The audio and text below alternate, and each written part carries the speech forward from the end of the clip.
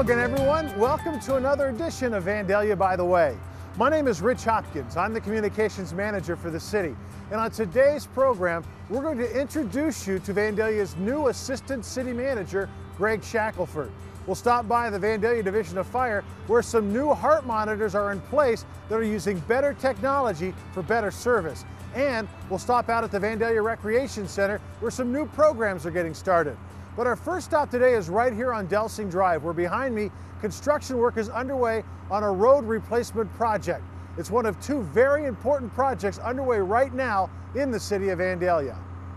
What makes the Delsea Drive project so complicated is that it's really two separate projects serving two different purposes.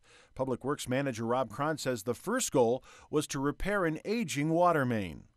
The section of water main, the old water main here on Delsea Drive, we've had a lot of problems with over the years. It's an old cast iron main. Typically in the winters, the freezing and thawing will cause breaks in that main, and we've had several repairs on here, so we're just replacing it with a new ductile iron main. But fixing the water main is only half the project. Cron says the road itself is in line for a major upgrade. But once the water main is completely installed and up in service, the contractor will then begin excavating the street. We're going to do a complete reconstruction of the street, new base, new asphalt, new curbs, new driveway approaches, putting in handicap ramps on all the corners. So we'll have a complete new street out here when it's all done.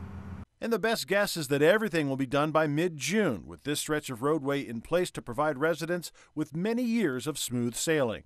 Cron is also keeping a close eye on a major project taking place on Delsea Drive, where a culvert running under the road is being replaced. We currently have the roadway down to one lane. We're using temporary signals each way. The contractor came to us with a proposal to finish the job this way instead of closing down Delsea completely at one time and having to detour all the traffic. The lane closures will likely be in place through much of April as crews excavate the old culvert and use heavy machinery to put the new one in. The entire project should wrap up in July with a brand new culvert in place. A brand new assistant city manager is in place in Vandalia today as Greg Shackelford assumed the duties in late March.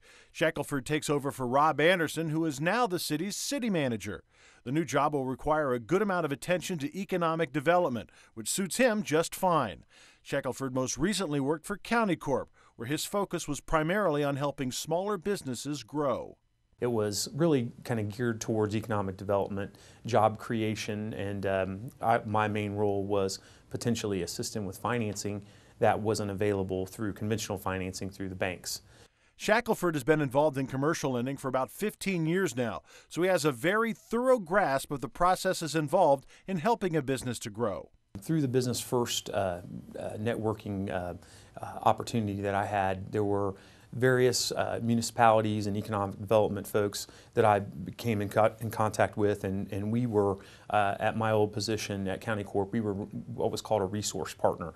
So anytime there were opportunities to go out and help small businesses to potentially purchase real estate or equipment for any financing opportunities, I got to know a lot of the folks in the area. On the job now for just a few weeks, Shackelford is already impressed with Vandalia. I grew up north of town and actually had a lot of relationships and people that I've known at the city for a number of years already.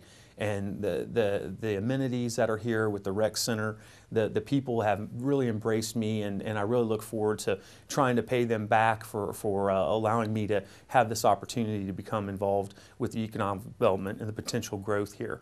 But as far as the opportunity to be within the city employees have been outstanding. The tenure, there's been almost everybody that I've met that has worked for the city has been with the city for at least 10 years, which was certainly another selling point as far as coming into the city.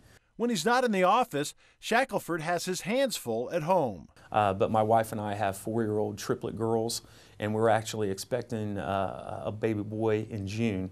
And that's every day is an interesting challenge, but it's at the end of the day when they get their heads on the pillow, it's very rewarding from a personal standpoint. My background, I've been involved with high school football coaching about the last 9 years of my life. I went to Wayne High School, played football at Wayne, and had the opportunity to go over and play football at Ball State University, which was a heck of an experience for me. If you're looking for a heck of a golf experience, you're in luck, as Castle Hills Golf Course is already open for business. General Manager John Marshy says the course has already seen a steady stream of golfers taking advantage of the nice spring weather to get out and experience one of the area's best golf courses. Legendary course in this area. We have two very distinct nines. Front nine, it's kind of flat, it's open, it's got pop bunkers, moguls, a lot of natural areas, terrace greens. Back nine is carved right out of Taylorsville Reserve. Mother Nature took care of that design. Definitely known as one of the most scenic golf courses around, definitely known as one of the more difficult golf courses around. League play is a very big part of the Castle Hills experience, and Marshy says now is the perfect time to get involved in a golf league. We're still accepting players for leagues and the sub-in leagues. We have, for ladies, we have openings on Monday night, Wednesday morning, Thursday morning. For men, we have openings almost every night of the week. You can go to the website, fill out a league prospect form. That website is www.castlehills.com. Fill out the league prospect form. It'll get to us. Feel free to call 937-890-1300. Ask for Ben Licklider.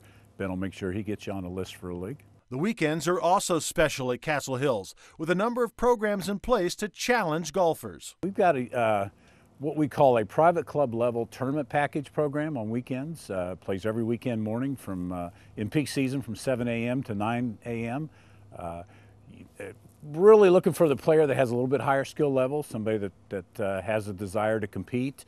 Every weekend we have low net, low gross, proximity prizes. We have major championships. In May we have a two-man team championship. Then the club championship we play in June and July. It covers about a month. And then we close up the season with our Chili Scramble.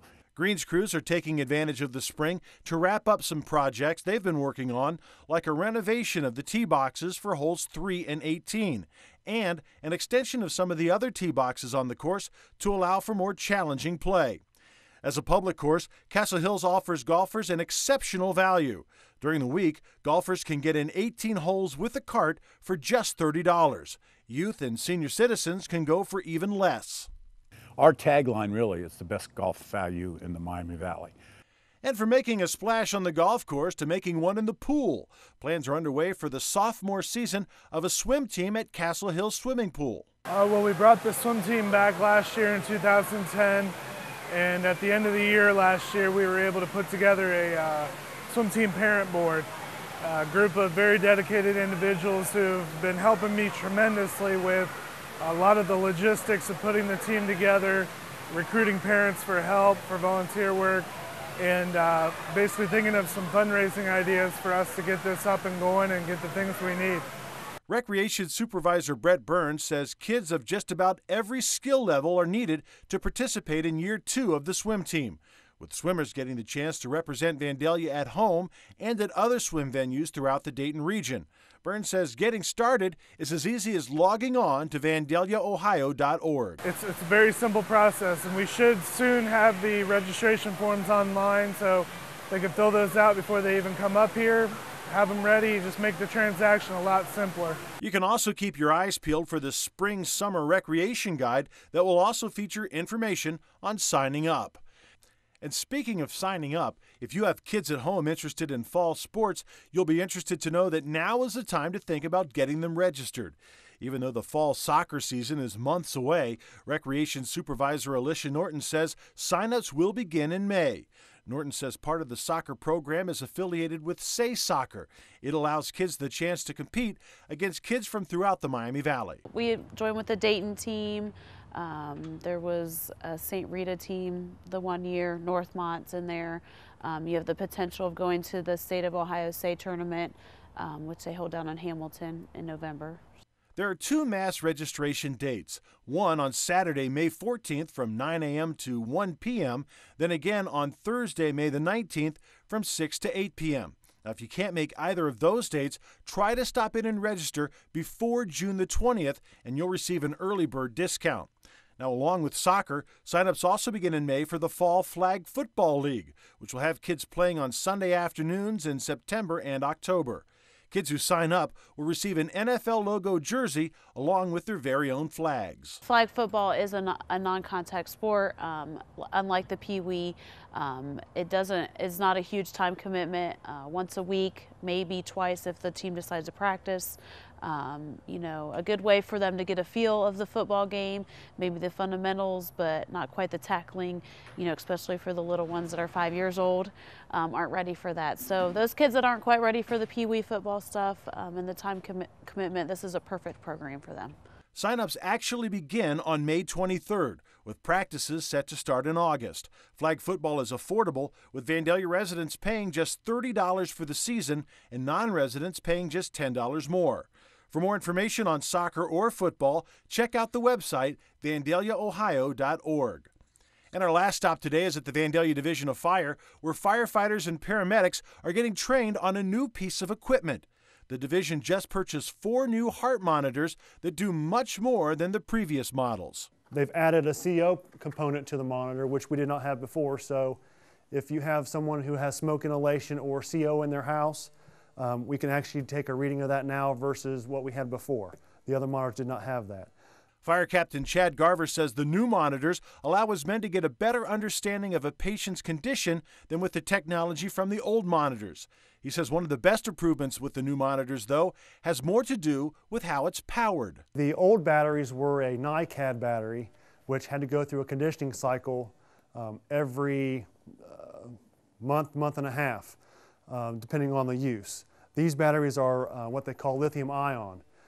These batteries do not have a memory in them, so there's no need to be conditioned. So you can run these down to the very minimum or run them to 98%, take them out, charge them, and they won't build the memory, put them back in, and they're just like they were the first time you took them out of the box. The monitors are used on a daily basis and give medics a chance to evaluate a patient's condition with an exceptional amount of reliability. Kind of gives them like 12 views of the heart, okay? And then it gives you different readings for different sections to give you a diagnostic picture of what their heart is doing right then. And then from there we can tell if they are indicated in our protocol for a cardiac alert, which means they go right to the cath lab, or if it's something that, they might just be having the chest pain and it might just be some angina that we can treat with medicine or whatever. But depending on what we see on the monitor, we can tell, where they need to go. The monitors were purchased with funds generated from Vandalia's Safe and Stable levy. Garver says they are without question an improvement. The other machines could do a lot of the basic stuff that we do every day. But with the new technology and stuff, I think it's a better tool than the other ones, and it'll help save lives, yes. In the final equation, the old heart monitors are a lot like this old fire station behind me. Served its purpose for a while, but in the end, technology has just passed it by. With the new monitors in place, fire crews are able to deliver better service faster than ever before. That's going to do it for this edition of Vandalia By The Way. I'm Rich Hopkins.